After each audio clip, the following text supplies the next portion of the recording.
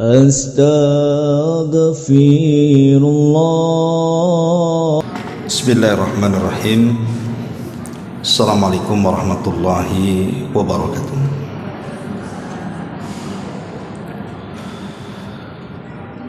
Alhamdulillah,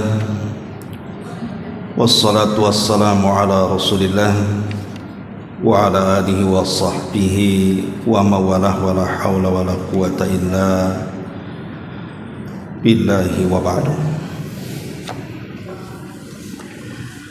Alhamdulillah, segala puja dan puji hanya milik Allah subhanahu wa ta'ala. Salawat dan juga salam tetap kita hadiahkan kepada Rasul kita Nabi besar Muhammad sallallahu alaihi wa ala alihi wasallam. Kita lanjutkan kajian kita, masih membahas kitab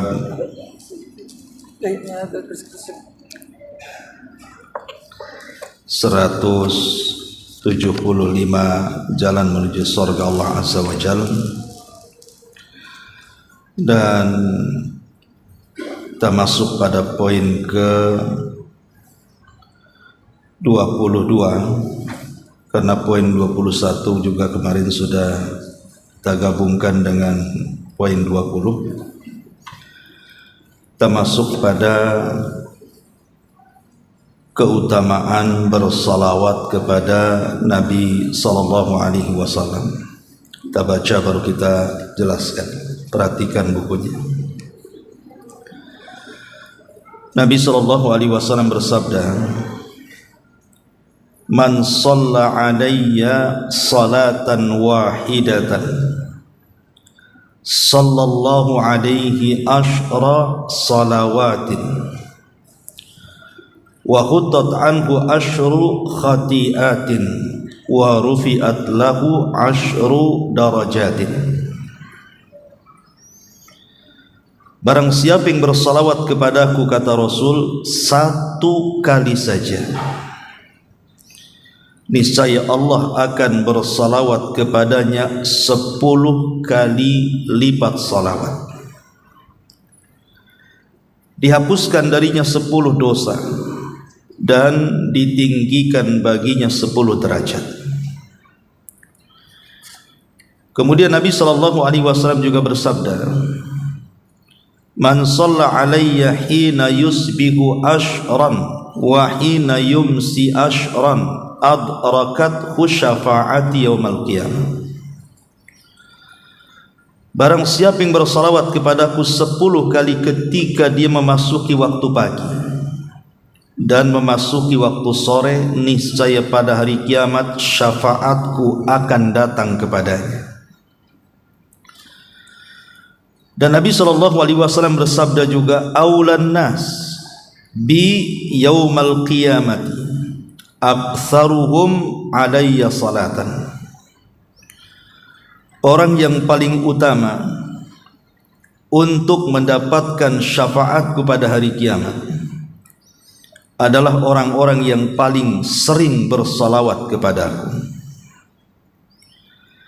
Ada seorang laki-laki berkata, "Wahai Rasul, bagaimana pendapatmu jika aku menjadikan seluruh salawatku untukmu?" Maka beliau menjawab, "Jika demikian, Allah akan memberikan kecukupan bagimu dalam hal-hal yang kamu inginkan, baik dari urusan duniamu maupun urusan akhiratmu." Baik, ma'asyiral muslimat yang dimuliakan Allah subhanahu wa ta'ala, poin yang ke-22 ini menjelaskan kepada kita tentang keistimewaan salawat. Dan salah satu jalan mudah menuju surga adalah dengan memperbanyak salawat. Lalu apa sih makna salawat itu? Karena orang yang tidak paham makna salawat kadang-kadang malas dia bersalawat. Tapi orang yang paham makna di balik salawat, insya Allah habis kajian ini mudah-mudahan ibu semangat bersalawat karena tahu maknanya. Sering kita mendengar kalimat salawat dan salam. Jadi ada kalimat salawat, ada kalimat salam yang kita haturkan kepada junjungan kita Nabi besar Muhammad sallallahu alaihi wasallam. Di dalam Al-Quran, tepatnya surah Al-Ahzab ayat 56, Allah subhanahu wa ta'ala berfirman, innallaha wa malaikatahu yusalluna 'alan nabi ya ayyuhalladzina amanu sallu 'alaihi wa sallimu taslima. Sesungguhnya Allah subhanahu wa ta'ala dan seluruh malaikatnya mereka bersalawat kepada Nabi. Wahai orang-orang yang beriman, bersalawatlah kalian kepada Nabi dan doakanlah dengan keselamatan atau kesejahteraan kepada Nabi. Jadi dalam ayat ini Al-Ahzab 56 ada istilah salawat, ada istilah salam yang kita haturkan kepada Nabi. Kata para ulama, makna salawat itu adalah rahmat. Jadi salawat Allah kepada Nabi itu artinya rahmat. Atau dengan kata lain as-sana, ujian. Jadi Allah subhanahu wa ta'ala ketika bersalawat kepada Nabi itu artinya Allah sedang memuji Nabi di hadapan para malaikat yang ada di langit sana. Jadi Allah sedang memuja Nabi di hadapan Jibril, di hadapan Mikail, di hadapan para malaikat pemikul arasy, di hadapan semua malaikat yang ada di langit. Itulah salawatnya Allah kepada Nabi. Adapun salawatnya para malaikat kepada Nabi, artinya para malaikat meminta kepada Allah agar terus memuja dan memuji Nabi SAW di hadapan mereka. Jadi para malaikat meminta kepada Allah agar Allah subhanahu wa ta'ala terus memuji Nabi kita di hadapan mereka. Atau ada juga yang mengatakan para malaikat meminta kepada Allah agar dosa-dosa Nabi diampuni. Adapun salawatnya kita kepada Nabi, saya kalau mengucapkan Allahumma salli ala Sayyidina Muhammad atau ibulah, apa maknanya salawat kita kepada Nabi? Jadi ketika kita mengatakan Allahumma salli ala Muhammad atau Allahumma salli ala Sayyidina Muhammad, berarti kita berdoa kepada Allah, ya Allah, pujilah Nabi kami, sanjunglah Nabi kami di hadapan para malaikat di langit sana.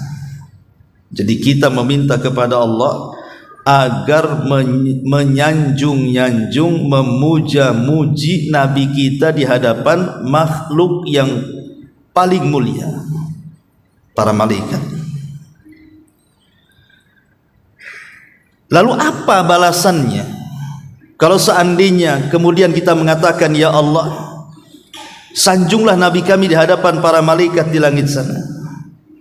Maka sebagaimana hadis yang kita baca di sini, man shalla alayya salatan wahidatan sallallahu alaihi asyra salawatin.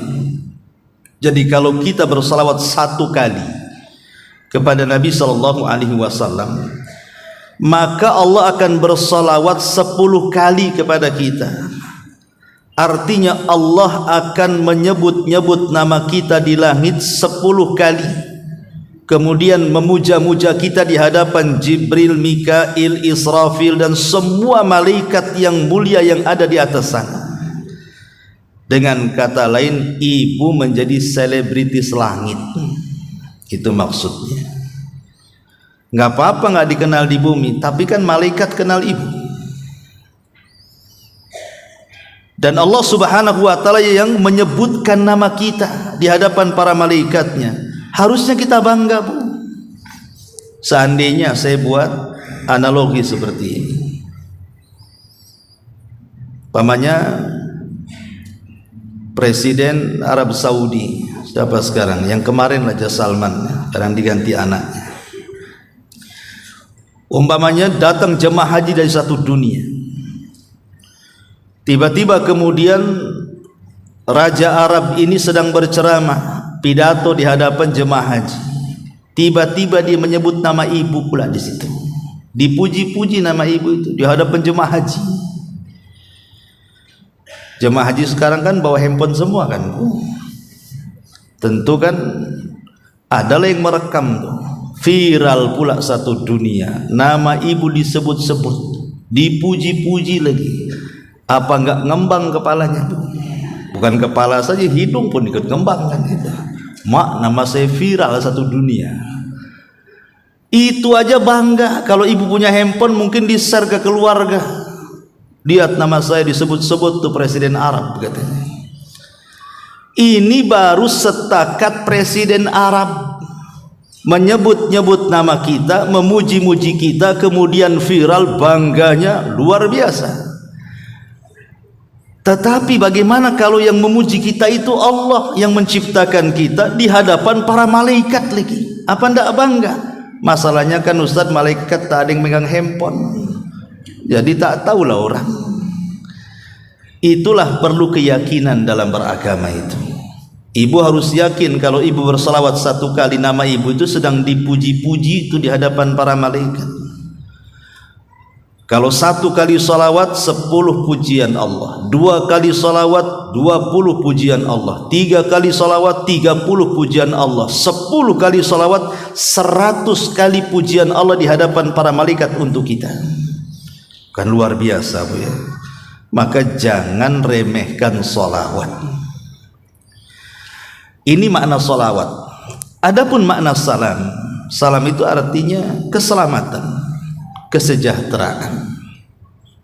Jadi ketika kita mengucapkan Allahumma salli ala Muhammad ataupun sallallahu alaihi wasallam, kalau ibu baca hadis kan qala nabiyyu sallallahu alaihi wasallam, ada wasallam di situ. Artinya kita mendoakan keselamatan. Apa maknanya mendoakan keselamatan kepada Nabi? Nabi kan sudah selamat. Kita yang kadang-kadang tidak selamat.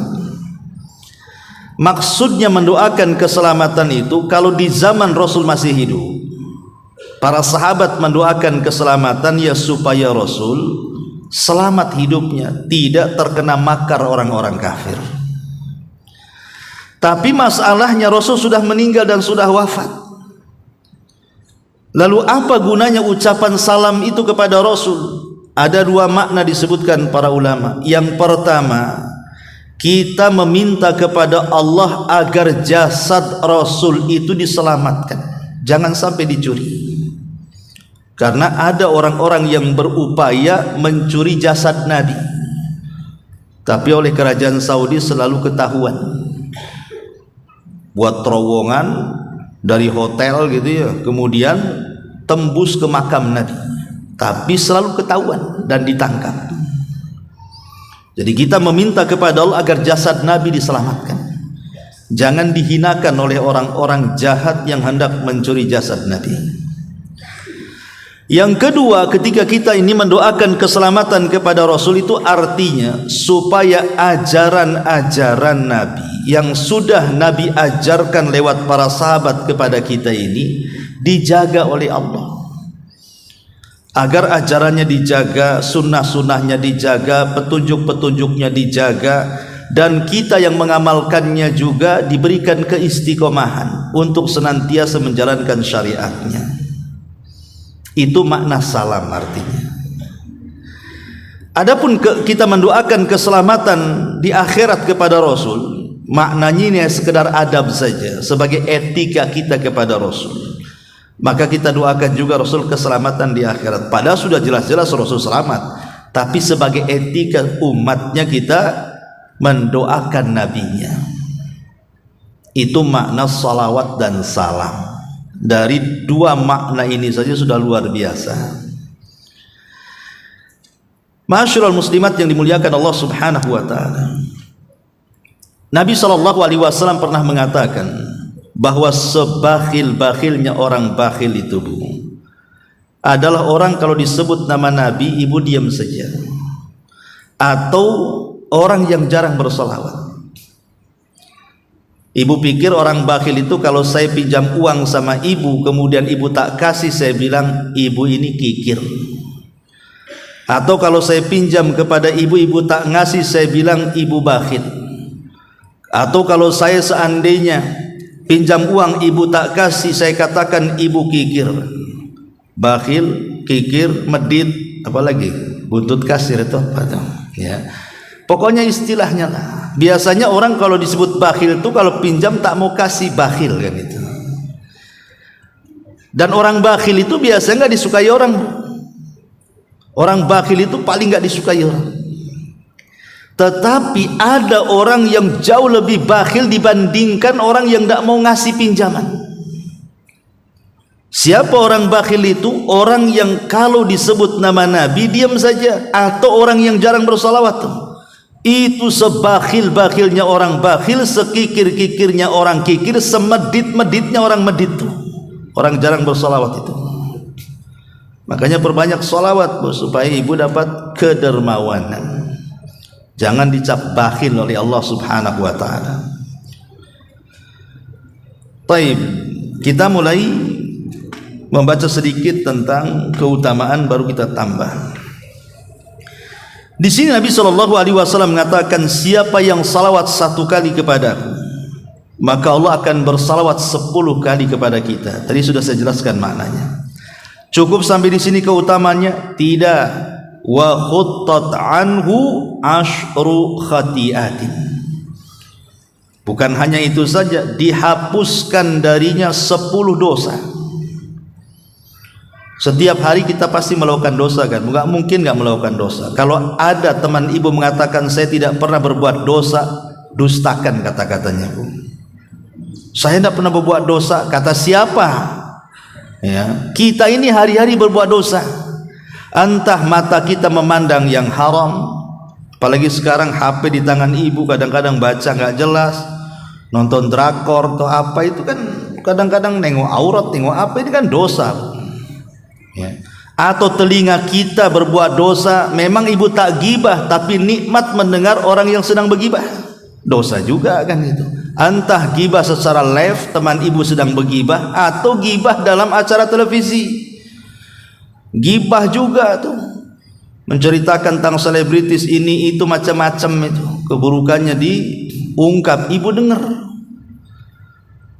Ataupun mungkin dosa lisan kita pula yang bergibah gitu ya. Ataupun dosa hati, hendak melakukan sesuatu yang jahat, atau mungkin kaki dan tangan dan begitu seterusnya. Atau dosa-dosa yang disadari atau tidak, pasti kita melakukan dosa. Entah kita kurang memberikan hak kepada suami, atau suami kepada istri, atau orang tua kepada anak, atau anak kepada orang tua, kan kita tidak tahu, atau pada tetangga. Pasti dalam sehari itu kita melakukan dosa. Lah jangan sampai kemudian dosa-dosa itu tidak dihapus. Maka cara menghapus dosa itu banyak-banyak bersolawat. Kalau 1 kali solawat saja 10 dosa dihapuskan. Kalau 100 kali solawat, kalikan saja. Ini yang kedua. Yang ketiga, wa rufi'at lahu 10 darajatin. Ditinggikan baginya 10 derajat. Kapan? Kelak di sorga. Allah akan angkat derajat kita 10 kali lipat. Itu salawat 1 kali itu. Kalau bersalawat berkali-kali, nak berapa tingkatan kita di surga? Ini hadis yang pertama. Hadis yang kedua, Nabi SAW mengatakan, barang siapa yang bersalawat kepadaku 10 kali ketika dia memasuki waktu pagi dan sore hari, niscaya pada hari kiamat dia berhak mendapatkan syafaat Nabi. Dalam riwayat yang lain, orang yang paling dekat untuk mendapatkan syafaatku pada hari kiamat adalah orang yang paling sering bersolawat. Bu, kita ini ditakdirkan oleh Allah Subhanahu wa ta'ala tidak hidup di zaman Nabi. Dan kita bersyukur Bu, sebab belum tentu ibu hidup di zaman Nabi, ibu ikut Nabi, jangan-jangan ikut Abu Jahal pula. Ya. Kenapa kita tidak dihidupkan di zaman Nabi, Bu? Karena hati kita ini tidak seteguh para sahabat. Makanya Allah memilih mereka hidup di zaman itu. Dan Allah pilihkan pula kita hidup di zaman ketika Nabi sudah enggak ada, 14 abad yang silam. Tapi kita syukuri. Ya tadi takutnya kalau hidup di zaman Nabi kita jadi musuh Nabi pula, karena tantangannya berat di zaman itu. Tapi bukan berarti karena kita tidak hidup di zaman Nabi kita tidak akan dekat dengan Nabi, kita tidak bisa memandang Nabi, kita tidak bisa bermajlis dengan Nabi. Bisa. Kapan itu? Kalau Allah takdirkan kita masuk surga. Kalau Allah takdirkan masuk neraka, ya tidak mungkin ketemu lah kan itu. Tapi seorang muslim kalaupun harus masuk neraka, minimalnya tidak dikekalkan lah di dalamnya, masih adalah kesempatan masuk surga. Artinya bahwa di zaman Nabi SAW itu para sahabat tuh kepengen dekat dengan Nabi, sampai ingin dekatnya dengan Nabi. Para sahabat itu, mereka itu menawarkan anak-anak gadis mereka untuk dinikahi Nabi, supaya ada hubungan dengan Nabi. Contoh Abu Bakar, dia tawarkan Aisyah untuk dinikahi Nabi, akhirnya menikah. Kemudian Umar, dia pun menawarkan Hafsah kepada Nabi, akhirnya jadi istri Nabi.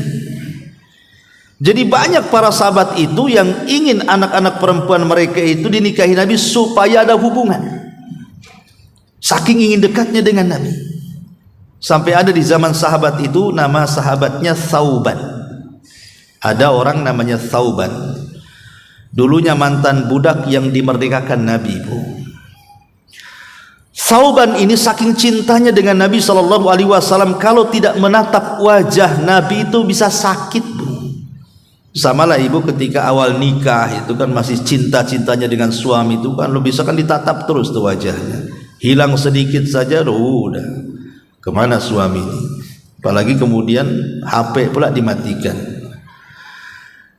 Jadi Thauban ini kalau tidak melihat Rasul selalu langsung jatuh sakit. Satu hari Nabi safar, Thauban tidak tahu. Safarnya pula lama. Akhirnya kemudian Thauban pun jatuh sakit sampai parah, terbaring dan tak bisa jalan, dan badannya mengurus kering. Ketika Nabi SAW pulang dari safar, Rasul diberitahu Thauban sedang sakit. Maka Rasul pun akhirnya datang ke rumah Thauban, menatap wajah Thauban yang kurus kering terbaring dan sakit itu. Kemudian ditanya, "Masya'nuka ya Thauban?" Kenapa engkau ini Thauban? Kok seperti ini?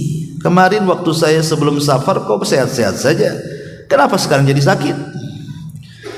Maka Thauban mengatakan begini, "Wahai Rasul, aku ini tidak bisa dalam satu hari kecuali menatap wajah, kalau tidak aku sakit. Dan semakin parah sakitku apabila aku memikirkan diriku dan dirimu. Kalau kita berdua meninggal, saya yakin engkau ditempatkan di sorga yang paling tinggi, dan saya yakin aku paling kalaupun masuk sorga ditempatkan di sorga yang paling rendah. Macam mana di sorga kita akan berjumpa kalau sorgamu di atas, sorgaku di bawah?" katanya Thauban. Maka Rasul terdiam, ya. Ketika terdiam itulah Jibril datang, kemudian menurunkan ayat kepada Nabi SAW untuk dibacakan kepada Thauban. Apa ayatnya? "Wa man yuti'illaha wa rasulahu faulaika ma'alladzina an'amallahu 'alaihim minan nabiyyina was-siddiqina wasyuhada'i was-salihin wa hasuna ulaika rafiqa." Siapa yang mentaati Allah dan Rasulnya, maka dia akan digabungkan bersama para nabi, para pecinta kebenaran, para syuhada dan orang-orang saleh, dan mereka teman-teman terbaik kita kelak pada hari kiamat. Begitulah keinginan para sahabat dekat dengan Nabi. Kalau sahabat saja, Bu, mereka hari-hari menatap Nabi, mereka sholat di belakang Nabi, mereka jihad di belakang Nabi, mereka kumpul bermajlis taklim di belakang Nabi, tapi kerinduan mereka luar biasa. Harusnya kita yang tidak pernah menatap Nabi, tidak pernah memandang Nabi, kita hanya tahu cerita Nabi, tapi rupa Nabi seperti apa hanya tahu ciri-ciri dari kisah-kisah yang diceritakan para ulama. Harusnya kita lebih rindu dengan Nabi. Harusnya itu. Dengan cara apa? Perbanyak sholawat, karena sholawat itu tanda cinta. Ibu kalau cinta seseorang pasti disebut-sebutkan. Kalau ibu benci seseorang pasti tidak mau menyebut-nyebut orang yang kita benci. Ada orang menyebut orang yang kita benci saja kita marah tuh. Padahal bukan dia yang kita benci, orang lain, tapi karena dia menyebut orang yang kita benci, kita marah sama dia. Gak usahlah sebutkan orang itu di sini katanya. Padahal kita tidak benci orang itu. Tapi kalau seandainya orang yang kita cintai disebut-sebut, luar biasa. Apalagi orang itu yang kita cintai, seperti kisah Laila Majnun. Si Majnun ini, Bu, itu kalau di malam hari terus bernyanyi soal Laila. Kenapa? Karena bahasa Arab malam itu Lailun, nama pacarnya.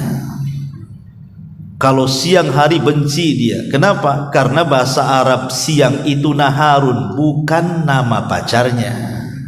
Kalau malam, wah senang ada Laila. Karena malam itu bahasa Arab apa? Lailun gitu ya. Kalau malam hari senang dia. Ya. Kalau siang hari dia benci. Satu hari si Majnun ini, dia ingin melamar Laila, ditolak mentah-mentah sama orang tua si Laila ini. Akhirnya dia pun sakit hati, pergi menyendiri ke hutan. Ketika di hutan, lapar dia, ambil panah dan busur, nampak pula menjangan, kijang. Dikejar sama dia, dipanah kena kakinya, jatuhlah kijang itu. Ditangkap, ambil pisau, ketika mau disembeli, ditataplah mata si kijang itu. Kemudian terbayang, kok mata kijang sama dengan mata Laila, katanya. Akhirnya dilepas, Bu. Itulah makanya disebut Majnun. Majnun itu artinya gila orang ini. Gara-gara ingat Laila, matanya sama dengan kijang, dilepas kijang itu, Bu. Lah inilah orang kalau sudah cinta kan kayak gitu, Bu. Semua jadi buta jadinya. Dia akan sebut-sebut, melamun, tengok pohon pisang kayak si dia, dan begitu seterusnya. Itulah orang cinta seperti itu. Lah ketika seseorang cinta dengan Nabi SAW, harusnya kecintaan kepada Rasul kan melebihi cinta kita kepada orang yang kita cintai kan. Bukankah Rasul yang mengatakan la yu'minu ahadukum hatta akuna ahabba ilaihi min walidihi wa walidihi wan nasi ajmain.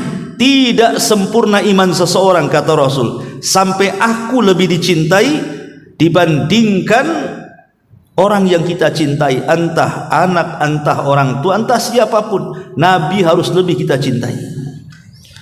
Lah bukti kecintaan kita kepada Nabi dengan cara apa? Banyak menyebut nama dia, bersolawat ya. Coba kalau pulang dari sini, Bu, ibu yang naik mobil, yang naik motor itu, yang pakai taksi, terserahlah. Dari mulai Sukajadi sampai pulang, kalau ibu mengucapkan Allahumma sholli ala Muhammad sudah berapa kali itu? Sudah nggak kehitung kan? Kalikan dengan keistimewaan tadi, Allah akan memuji kita 10 kali lipat bagi yang berselawat 1 kali di hadapan para malaikat di langit sana. Luar biasa ya. Ma'asyiral muslimat yang dimuliakan Allah Azza wa Jalla. Kemudian di sini juga ada seorang laki-laki berkata, wahai Rasul, bagaimana pendapatmu jika aku menjadikan seluruh salawatku untukmu?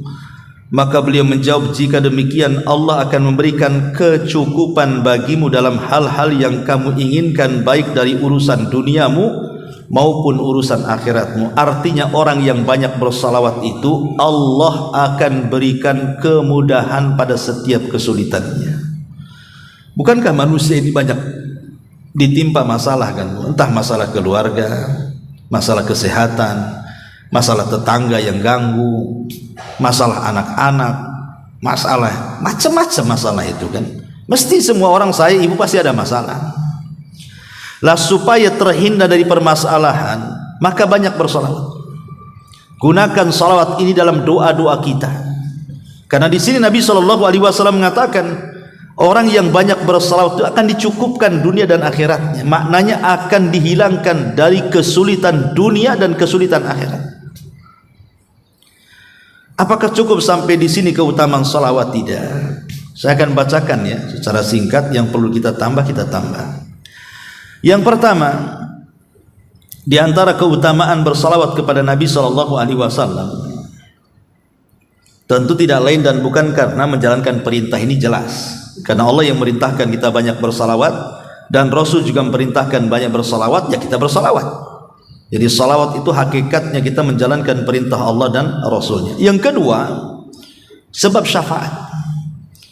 Tadi disebutkan dalam hadis ini kan, bahwa manusia yang paling dekat dengan Rasul dan akan mendapatkan syafaat Rasul adalah orang yang banyak bersalawat kepada Rasul. Bahkan kalau ibu mengikuti hadis tadi, 10 kali dibaca di pagi hari, 10 kali dibaca di sore hari, dan itu rutin tiap hari, maka dipastikan ibu akan dapat syafaat. Dan orang yang tidak mendapatkan syafaat Nabi terancam neraka. Karena di akhirat itu yang bisa menolong kita adalah syafaat. Syafaat para Nabi termasuk Nabi kita Muhammad SAW. Dan dialah syafaat yang paling besar, syafaatul udma.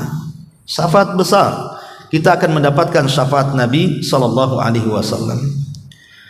Kemudian yang ketiga di antaranya adalah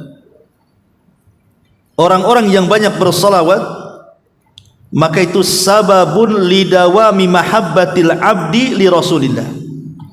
Tanda kecintaan kita kepada Nabi sallallahu alaihi wasallam. Dan cinta kepada Rasul itu bagian daripada cinta kepada Allah.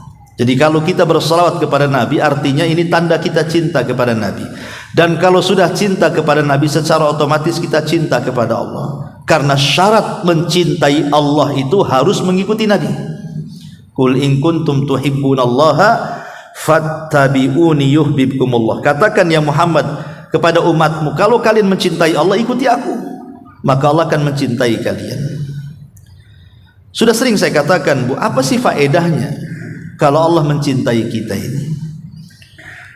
Kan syarat kita mendapatkan kecintaan Allah kalau kita cinta dengan Nabi kan. Lah salah satu bentuk cinta Nabi adalah memperbanyak sholawat.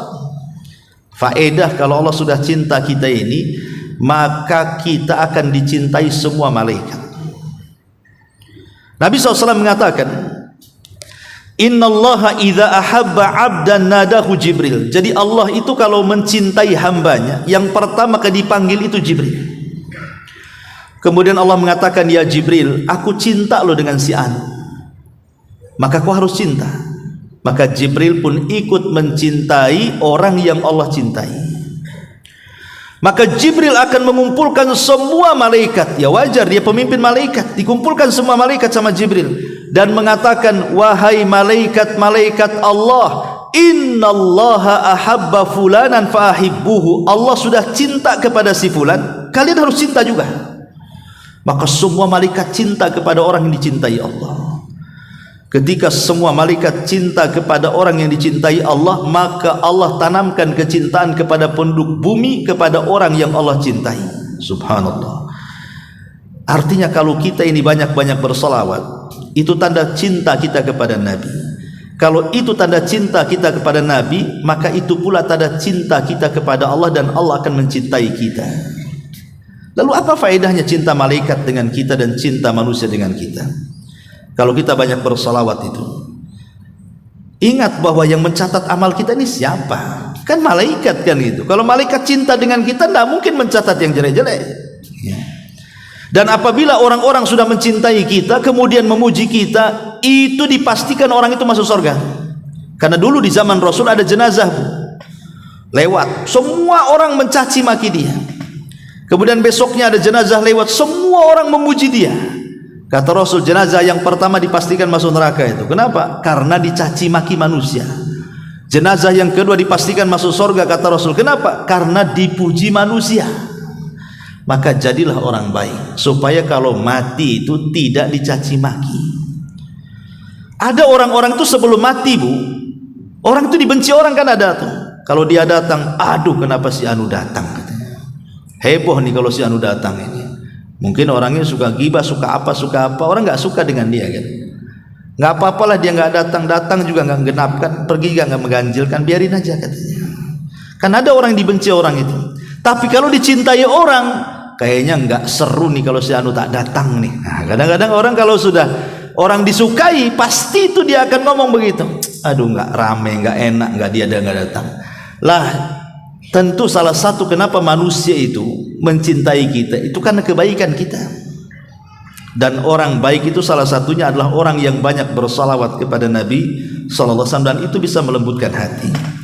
Kemudian juga di antara salah satu faedah dari banyak bersalawat adalah sababun li ibqaillahi tsana'il hasani wal barakati lil musalli. Sebab Allah Subhanahu wa taala akan terus memuji kita dan akan melimpahkan berkahnya kepada kita. Karena siapa yang dalam majlismu di situ tidak ada salawatnya, maka majlis itu dikatakan majlis paling buruk. Ibu kalau bermajlis kemudian tidak dibacakan salawat di situ, maka majlis itu dikatakan majlis paling buruk. Contoh begini, Bu. Umpamanya ibu ini sedang berkumpul dengan kawan. Ayo kita kumpul di rumah Umi Anu atau Umu Anu, dan itu kumpullah ibu di situ, entah 3 orang, 4 orang, 5 orang, yang ngobrol ngalur ngidul ngetan ngulon nggak jelas gitu ya. Kemudian tidak ada ibu baca sholawat di situ, maka ibu sedang bermajlis dengan seburuk-buruk majlis di situ. Makanya ibu kalau berjumpa kawan, walaupun 3 orang, 4 orang, adalah orang yang baca sholawat di situ itu. Ya, baca sholawat itu kan gak usah panjang-panjang. Ya, umpamanya ibu buka, alhamdulillah, udah lama rupanya kita nggak jumpa, kita ndak masak-masak, kita ndak ngobrol. Kemudian di tengah-tengah ibu sedang ngomong itu Allahumma sholli ala Muhammad. Gitu aja itu. Ya. Ketika dalam majelis itu ada 1-2 orang membaca sholawat di situ dengan mengucap Allahumma sholli ala Muhammad, maka majelis itu akan turun berkah di situ. Tapi kalau tidak ada yang bersolawat sama sekali dari awal majelis sampai selesai, sampai buyar, maka itu seburuk-buruknya majelis, kata Nabi. Nah ini hati-hati. Apa susahnya mengucap Allahumma sholli ala Muhammad gitu saja kan? Nggak susah. Jadi yang nggak harus, kalau kumpul dengan orang kan nggak harus resmi ya kan. Lain kalau rapat ada moderatornya. Ya nggak lucu juga kalau 3 orang itu saya buka dulu majelisnya ya katanya. Gitu kan. Ya kalau datang ya langsung kumpul-kumpul ya. Minimalnya adalah orang mengucapkan sholawat di situ itu. Apalagi sudah ngaji gini udah tahu ilmunya. Ya. Jadi di sini juga di antara keutamaan sholawat itu banyak. Lalu tempat-tempat mana saja yang ibu itu disyariatkan untuk bersolawat itu? Kapan ibu harus mengucapkan sholawat itu? Yang pertama disebutkan ahammuha wa akiduha wa akaduha fi salati fi akhir tasyahud. Yang paling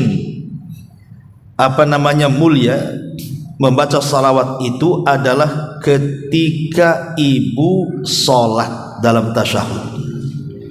Karena dalam tasyahud ada salawat kan, cuman beda ya, kan ada rakaat, ada tasyahud awal dan ada tasyahud akhir kan itu ya. Kalau tasyahud awal ini kan berselisih ulama sampai di mana ibu baca tasyahud awal itu. Ada ulama yang mengatakan tasyahud awal itu sampai lafaz syahadat saja. Asyhadu an la ilaha illallah wa asyhadu anna Muhammadar Rasulullah titik, kemudian ibu bangkit ke rakaat ketiga. Tapi juga ada ulama yang mengatakan bahwa tasyahud awal dengan akhir itu bacaannya sama. Ya sampai solawat semua yang dibaca. Allahumma sholli ala Muhammad wa ala ali Muhammad kama shallaita ala Ibrahim wa ala Ibrahim dan begitu seterusnya. Ya. Tapi kan beda hukumnya, Bu. Kalau tasyahud awal kan wajib, kalau tasyahud akhir itu rukun. Meninggalkan tasyahud awal tidak batal sholatnya asal ibu sujud sahwi. Tidak sujud sahwi pun tidak batal sholatnya, tetapi mungkin kurang pahalanya. Tapi kalau tasyahud akhir itu rukun, ditinggalkan bisa batal sholatnya. Artinya bahwa sholawat di dalam tasyahud akhir ini bagian daripada rukun. Ya. Jadi harus dibaca, Bu. Dan seafdol-afdolnya lafaz solawat adalah solawat Ibrahimiyah. Jadi kalau ibu pengen dapat pahala besar dalam bersolawat, umpamanya ibu lagi jalan dari sini ke rumah, ya solawat yang paling pendek Allahumma sholli ala Muhammad kan itu. Tetapi kalau ingin paling baik lafadznya, pakailah sholawat yang biasa ibu baca dalam sholat. Itu seafdol-afdolnya lafadz sholawat. Allahumma salli ala Muhammad wa ala ali Muhammad kama sallaita ala Ibrahim wa ala ali Ibrahim innaka Hamidum Majid. Allahumma barik ala Muhammad wa ala ali Muhammad kama barakta ala Ibrahim wa ala ali Ibrahim innaka Hamidum Majid. Itu lafaz salawat terbaik itu. Kalau ibu pengen banyak bersolawat, pakai lafaz ini yang biasa ibu baca dalam sholat. Ini yang pertama. Yang kedua, tempat solawat adalah ketika sholat jenazah. Dan sholat jenazah bukan untuk laki-laki saja, ibu pun disyariatkan sebenarnya sholat jenazah. Ya. Kapan baca sholawat dalam sholat jenazah? Ya, dalam takbir yang kedua. Jadi kan takbir pertama baca Fatihah dan surat. Takbir kedua baru sholawat Ibrahimiyah. Takbir ketiga baru doa-doa yang diajarkan Nabi. Takbir keempat boleh baca Rabbana atina fid dunya, atau tak baca pun diam saja langsung salam, tidak masalah. Ya. Tapi dalam sholat jenazah ini ada syariat baca sholawat pada takbir yang kedua. Kemudian yang ketiga, ketika ibu mengingat Nabi, entah melamun atau pengen ketemu Nabi. Ya. Jadi ketika kapanpun ibu mengingat Nabi, langsung bersolawat. Tapi saya nggak yakin ibu ingat Nabi ini. Ya, ingat suaminya iya, ingat dompet, ingat belanja kan. Jadi kalau kita ingat Nabi, langsung bersolawat. Makanya Aisyah radhiyallahu anha satu hari ketika Rasul berada di giliran beliau, Ummul Mukminin Aisyah radhiyallahu anha, kebiasaan Nabi itu kan kalau di rumah Aisyah, Bu, Rasul itu selalu tidur di paha Aisyah sampai tidur. Kemudian Aisyah baru diangkat kepalanya, diletakkan di bantal, baru Aisyah tidur. Itu kebiasaan Aisyah seperti itu. Jadi menunggu Rasul tidur baru dia tidur. Kalau ibu nggak tahu ya, mungkin ibu tidur dulu sampai ngorok, baru suaminya terganggu nggak bisa tidur sampai subuh. Mungkin itu kan. Ya, tapi begitulah keromantisan Aisyah dengan Nabi. Memang diletakkan di pahanya sampai tidur. Ya, kalau ibu mungkin lempar bantal, tidur sana gitu. Nggak mau di pahanya, berat bang katanya. Ya. Jadi satu hari ketika Rasul sedang terlelap-lelapnya tidur di paha Aisyah tuh, kepalanya, ditataplah wajah Nabi itu dengan seksama. Entah kenapa, karena lama memandang wajah Nabi SAW, tiba-tiba Aisyah menangis, sehingga tetesan air matanya tak sadar menetes persis di pipi Nabi. Sontaklah Nabi bangun, langsung terduduk, ditatapnya lah muka istrinya itu. Kata Nabi SAW, ya Aisyah, lima tabki wa lima dumu, kenapa engkau menangis dan kenapa engkau sampai meneteskan air mata? Kata Aisyah radhiyallahu anha mengatakan, kira-kira Aisyah ingat apa? Kenapa dia nangis? Apa ingat rumahnya kecil 1 meter kali 2 meter? Apa Aisyah kemudian nangis gara-gara nggak dibelikan pakaian sama Nabi, atau tidak dibelikan tas sandal, atau tidak dibelikan emas perak? Bukan itu Aisyah nangis. Yang itu ibu mungkin. Ya. Kalau Aisyah bukan itu nangisnya. Jadi Aisyah radhiyallahu anha mengatakan di hadapan Rasul, ya Rasulullah, tadzakkartu yaumal qiyamah. Entah kenapa Rasul, aku ingat kiamat. Tiba-tiba saja aku ingat kiamat. Jadi kata Nabi SAW, lalu kenapa ingat kiamat? Maka Aisyah radhiyallahu anha mengatakan, ya Rasulullah, hal tadhkuru bi yaumal qiyamah? Apakah kelak pada hari kiamat kau akan ingat aku? Apakah pada hari kiamat kau akan mengingat-ingat diriku? Maka Nabi SAW mengatakan, ya Aisyah, amma fi thalathati mawadi fala yadhkur ahadun ahada. Wahai Aisyah, adapun pada hari kiamat di 3 tempat orang tidak mungkin ingat siapapun kecuali dirinya.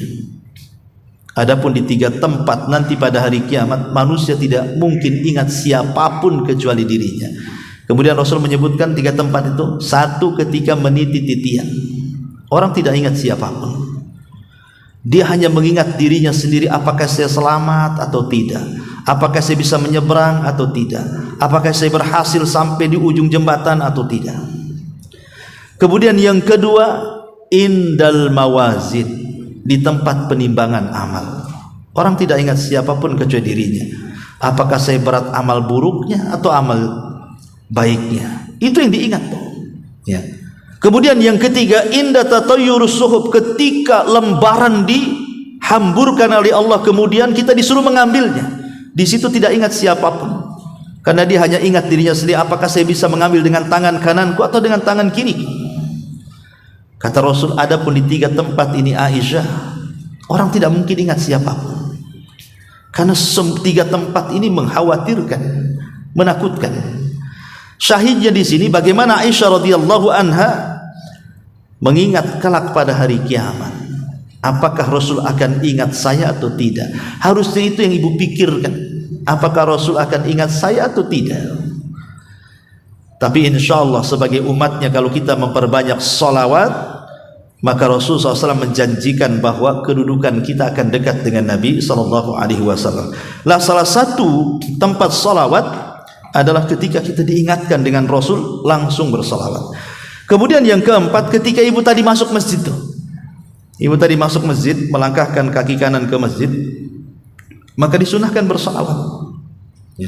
Kata Nabi SAW, idza dakhaltal masjida faquli bismillahi wassalam ala Rasulillah sallallahu alaihi wasallam, Allahumma salli ala Muhammad wa ala ali Muhammad waghfir lana wa sahhil lana abwaaba rahmatik. Kalau ibu masuk masjid, ucapkan bismillah, kemudian bersalawat, kemudian meminta rahmat. Ya Allah, bukakan pintu rahmat saya di masjid ini. Nanti dibiasakan ibu kalau masuk masjid mana saja, baca basmalah, kemudian bersalawat, minta supaya dibukakan rahmat, baru ibu langkahkan kaki masuk ke masjid. Kemudian juga yang kelima, ketika mendengar suara azan. Jadi ibu ketika mendengar suara azan, selesai azan, bersalawatlah kepada Nabi SAW, karena Nabi SAW mengatakan, man sa'ala lil wasilah tahallat lahu syafa'ah. Siapa yang meminta untuk wasilah, maka halal baginya syafaat. Jadi kalau selepas mendengar azan, maka ibu berdoa apa?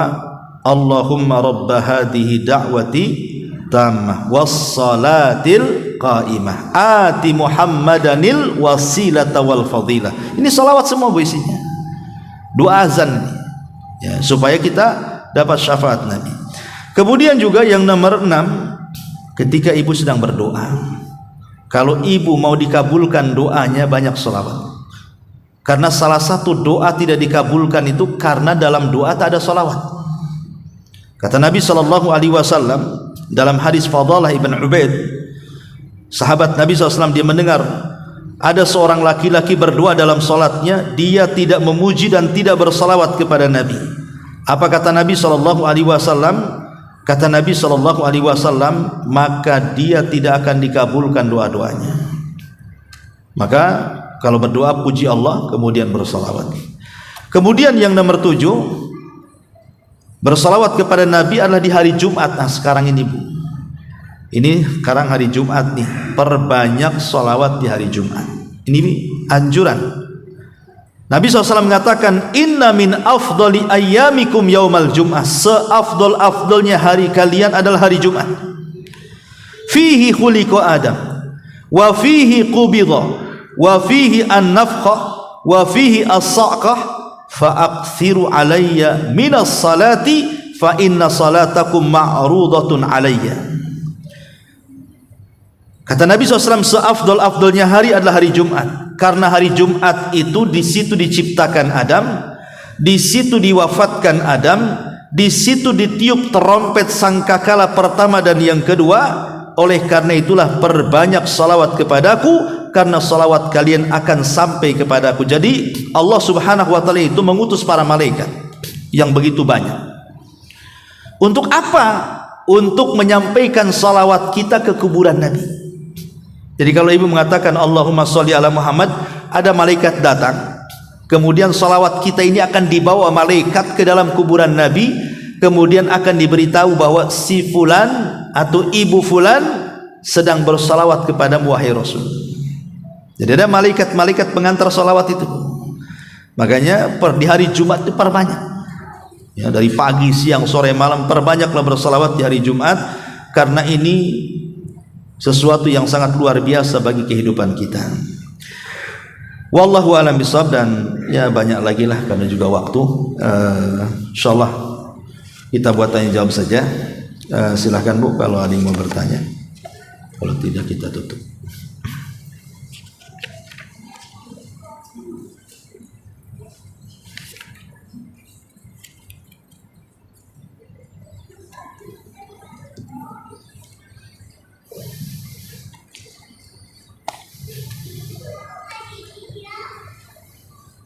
Nggak ada? Iya silahkan. Ini mic-nya tolong biar suaranya jelas.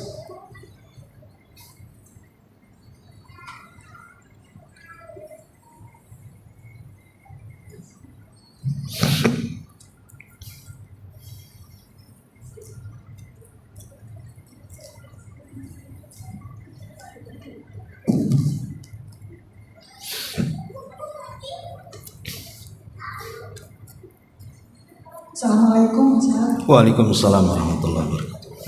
Kan kita tadi sudah dijelaskan tentang banyaknya keutamaan sholawat ya Ustaz. Iya. Bagaimana sikap kita yang menyikapi banyak tren? Kalau pengen sesuatu disolawatin aja. Tren yang ada sekarang itu katanya pengen mobil, pengen rumah, sedangkan kan kepada Allah aja kita meminta sesuatu kan Ustaz. Iya. Dan juga ada di sebagian masyarakat itu kan ada yang belum paham. Ada sholawat-sholawat yang bid'ah itu gimana Ustaz? Iya. Alhamdulillah, salatu wassalamu ala Rasulullah, amma ba'du. Ya saya juga dengar di beberapa YouTube itu ada yang membuat salawat-salawat yang kemudian ya tadi kata ibu, kalau pengen mobil disolawati saja nanti punya mobil, kalau pengen rumah ya disolawati saja nanti dapat rumah, kan itu. Sehingga lafaz-lafaz salawatnya pun kadang-kadang aneh-aneh gitu ya. Lah sebenarnya ada hadis Nabi SAW mengatakan bahwa di antara salah satu faedah, tadi kan baru dibaca juga hadisnya, bahwa salawat itu bisa memberikan kepada kita dari Allah Subhanahu wa taala kebahagiaan dunia dan akhirat kita. Bahkan dalam riwayat itu tuqfa hammah wa yughfar laka dzambuk, bahwa stresmu akan dihilangkan dan dosamu akan diampuni. Dan salawat juga bisa mendatangkan rizki. Tetapi sebenarnya salawat disyariatkan itu bukan untuk itu. Ya, kalau pengen rumah disolawati saja. Syariat salawat itu bukan itu. Syariat salawat itu tanda cinta kita kepada Nabi. Jadi kita kenapa banyak bersalawat itu? Supaya kita dapat syafaat kelak di akhirat. Kemudian supaya kita ini tidak dicap orang yang benci dengan Nabi. Makanya kita banyak bersalawat. Dan salawat itu ibadah, harus penuh dengan keikhlasan dan ittiba supaya ibadahnya naik ke langit. Kalau salawat itu tidak ada keikhlasan, maka tidak akan naik ke langit salawat itu. Nah, salah satu bentuk ketidakikhlasan itu salah kaprah dalam salawat.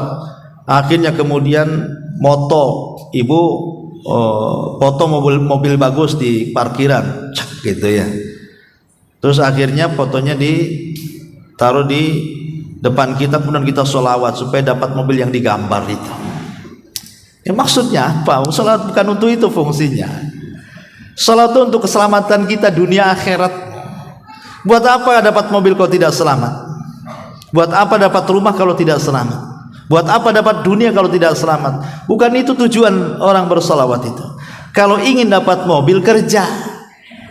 Ya, kerja, insya Allah nanti kalau dapat duit ya beli mobil bisa tuh. Jadi salawat itu bukan itu fungsinya, minta kepada Allah, doa, berdoa kepada Allah. Lah di antara isi doa itu bersalawat di situ. Jadi salawat itu bagian daripada ada berdoa. Pertama bukan bersalawat dulu, puji dulu Allah. Sebut dulu nama-nama yang baik, Asmaul Husna itu. Baru bersalawat, baru menengadahkan tangan ke langit, minta kepada Allah. Cukup sampai di situ, tidak ada yang kedua yang disebut dengan akhdhu bil asbab, cari sebab. Sepertiga malam kita bangun, kita berdoa kepada Allah, bersalawat kepada Rasul, kemudian meminta sesuatu, besoknya kita kerja. Ah, itu dapat mobil tuh. Ya, tapi kalau doa saja, salawat saja Bu, sampai kiamat nggak dapat apa-apa. Contoh nih, ada anak muda masuk ke masjid, ya Allah anugerahkan anak yang soleh dan soleha, padahal belum kawin. Ya. Kira-kira dapat anak nggak? Belum kawin, dia sudah mengatakan ya Allah anugerahkan kepadaku anak yang soleh dan soleha. Kawin dulu bro, kan gitu. Baru nanti berdoa dapat anak. Lah kalau belum nikah gimana mau dapat anak? Sebab dia belum mengambil sebab. Berdoa ya Allah malamnya anugerahkan anak yang soleha dan soleh, besoknya nikah dia. Ah, insya Allah dapat anak tuh. Jadi doa dengan mengambil sebab itu harus diiring tuh. Tidak bisa satu diambil yang ditinggal. Seperti orang bersolawat nengok foto mobil solawat, ya tidak mungkin dapat. Yang ada capek aja dia bersolawat di situ. Jadi kalau ingin sesuatu itu yang jelas jalurnya. Kata orang Arab disebutkan apabila engkau ingin mengharapkan sesuatu, tarjun najata walam tasriku masalikaha fa innas safinata la tajri alal yabas. Orang Arab mengatakan kalau engkau ingin sesuatu, tempuhlah jalannya, karena tidak mungkin kapal laut berjalan di padang pasir. Mungkin kapal laut berjalan di padang pasir, mustahil. Itu sama dengan orang yang jalan tapi tidak melalui jalurnya, nyasar dia. Ya, kalau ingin sesuatu ya jalurnya harus jelas. Minta kepada Allah, sholawat itu bagian daripada adab, harus itu kerja, itu dapat nanti kita sesuatu yang kita ingin kehendaki. Kalaupun tidak dapat di dunia, di akhirat. Jangan pula sudah tidak dapat di dunia, di akhirat pula tak dapat. Itu kan miskin kuadrat namanya, ya. Wallahu a'lam. Ada lagi? Ya itu Ibu.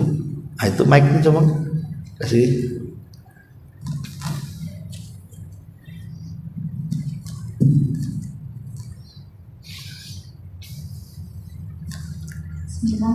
Iya. Ustaz kan tadi tempat yang afdol untuk berdoa dan bersalawat itu salah satunya di waktu azan. Nah itu kalau azan di HP Ustaz apakah itu berlaku Ustaz? Terus yang kedua, ketika kita umrah atau haji di Bukit Safa Marwah itu kan ada zikir yang dianjurkan. Setelah itu kan berdoa. Nah ketika kita mau berdoa itu kita baca salawat, itu termasuk menambahkan itu nggak ajaran gitu? Iya, alhamdulillah. Azan yang di HP itu tidak wajib dijawab. Sebab kalau seandainya apa-apa yang di HP itu berlaku juga hukum di luar HP, nanti ibu bisa sholat jamaah di belakang Imam Sudes. Ibu di rumah, TV-nya ditaruh, gitu kan. Tengok Imam Sudes lagi tarawih, ibu di belakang TV aja kan itu. Kan tidak bisa kayak gitu. Ya, jadi yang di HP itu kan rekaman atau walaupun live sekalipun. Jadi yang disyariatkan adalah azan dari masjid yang dekat dengan ibu, musolah yang dekat dengan ibu, manalah di perumahan itu. Kan sekarang alhamdulillah itu masing-masing perumahan sudah ada masjid. Bahkan ada masjid itu berdempetan, hanya terpisah dengan tembok saja. Saya pernah sholat di Cikitso tuh, masuk ke dalam itu. Ini masjid, rupanya di situ masjid yang menghalangi tembok perumahan saja. Saya bilang ini masjid kok lain paham tuh gimana ini katanya. Enggak, memang masing-masing perumahan dikasih pasum untuk tempat ibadah kan. Artinya kan masjid sekarang banyak. Jadi mana yang dekat masjid dengan ibu, dia azan, nah itulah yang dijawab. Adapun yang di HP nggak bisa dijadikan patokan. Nanti ibu umpamanya nih lagi puasa, ya kan, azan Jakarta lebih cepat daripada azan Batam. Tahu-tahu di Jakarta azan, tengok dari HP kan itu. Ibu duluan buka nanti itu. Matahari belum terbenam sudah buka. Kenapa buka? Sudah azan Ustaz katanya. Saya tengok azan Jakarta ini kan gitu. Nah ini nanti banyak ibadah-ibadah yang kacau tuh jadinya. Jadi cukup cari masjid atau musola yang dekat dengan rumah, itulah jawab. Di situ syariatnya. Adapun tentang doa di Bukit Safa dan Marwah memang ada. Doa yang sudah jelas-jelas memang disyariatkan di situ. Tapi kalaupun memperbanyak solawat dan itu bagian daripada zikir, tidak ada masalah. Ibu selama sa'i dari Safa Marwah itu, ibu banyak solawat, tidak ada masalah. Mau baca Quran, mau berzikir, mau bersolawat, tidak ada larangan. Yang jelas gunakan sebagai zikir di situ. Nah, daripada ibu diam saja, jalan saja kan. Nanti kalau sudah lampu hijau, mungkin suami lari dari kecil, ibu diam kan nggak dapat pahala jadinya, hanya dapat pahala sa'i saja. Jadi sepanjang jalan sa'i itu ibu bisa baca Quran yang ibu hafal, ibu bisa berdoa, ibu macam-macam lah di situ. Sholawat juga nggak ada masalah. Dan tidak menambah-nambah karena kita mengambil keumuman dalil. Kita jadikan sholawat itu zikir. Baik saat tawaf pun tidak ada masalah. Ketika tawaf di sekitar Ka'bah, memperbanyak sholawat tidak ada masalah. Atau umpamanya memperbanyak baca Quran atau berzikir tidak ada masalah. Nah, cuman ketika di antara rukun Yaman dengan Hajar Aswad, memang di situ ada yang mensyariatkan membaca Rabbana atina fid dunya hasanah wa fil akhirati hasanah wa qina adzabannar. Tapi selebihnya putaran-putaran lain itu terserah mau baca apa itu. Asal jangan nyanyi saja. Iya. Mic-nya enggak dengar. Iya. Maksudnya Ustaz, ketika di Bukit Safa dan di Bukit Marwahnya itu kan ada zikir yang dianjurkan yang la ilaha illallah. Oh, kalau itu ditetapkan yang sudah ada saja, tidak usah ditambah lagi. Istilahnya kan katanya boleh berdoa. Nah, kita misalnya mengambil hadis itu umumnya ketika boleh, tidak ada masalah. Boleh, nggak ada apa-apa. Nggak, bukan menambah, karena dalam doa itu adabnya memang bersolawat. Tetapi doa yang sudah ditetapkan itu jangan ditinggal. Jangan pula doa yang ditetapkan tak dibaca, doa yang lain pula ibu baca. Itu yang masalah maksud saya itu. Taib wa iyyak ya.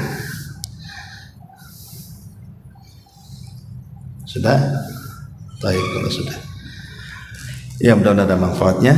Insyaallah kita jumpa di lain kesempatan. Subhanakallahumma bihamdika asyhadu an la ilaha illa anta astaghfiruka wa atubu ilaik. Allahu taala alam. Assalamualaikum warahmatullahi